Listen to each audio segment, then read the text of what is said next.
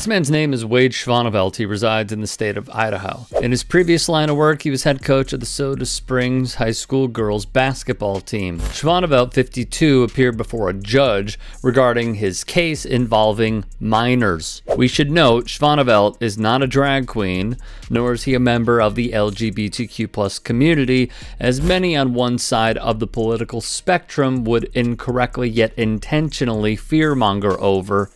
When reading over this case, the question quickly becomes, why did Schevaneveldt get the time he did and not more?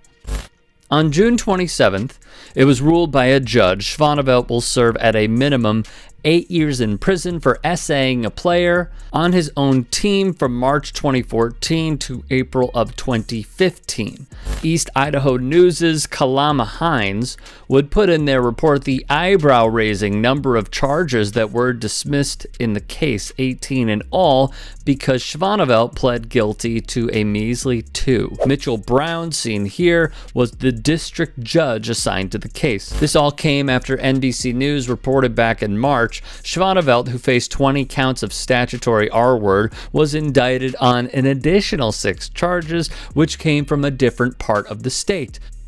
Per News Channel 3, Schevaneveldt was awaiting trial but asked if he could travel out of state. It was granted. That's when the arrest came in Franklin County prior to his trip. The victim testified the two had sexual relations on the campus of Soda Springs High when she'd depart class and visit Schevaneveldt in his office. Additionally, she'd sneak into his home while his family was attending church or elsewhere. Schevaneveldt served as head coach for 20 seasons at Soda Springs. During testimony, the victim went over in detail Schevaneveldt's grooming, how he offered up his farm for a senior project.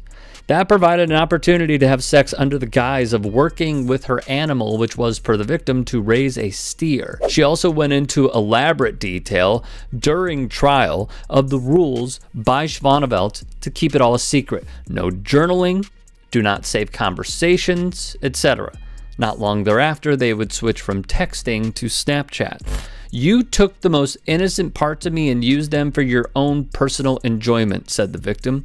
You took so much from me.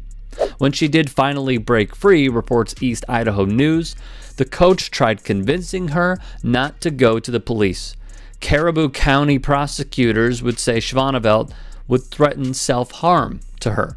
Schevaneveldt's attorney, Alan Browning, made wild statements in court, including that his client is a good candidate for probation. He also labeled Schevaneveldt a good, civic-minded person.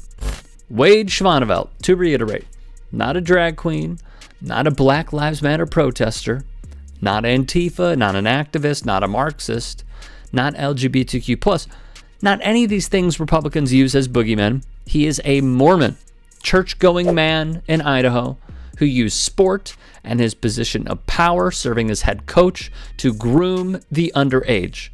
Yet you will not hear a peep out of Idaho conservatives on this one.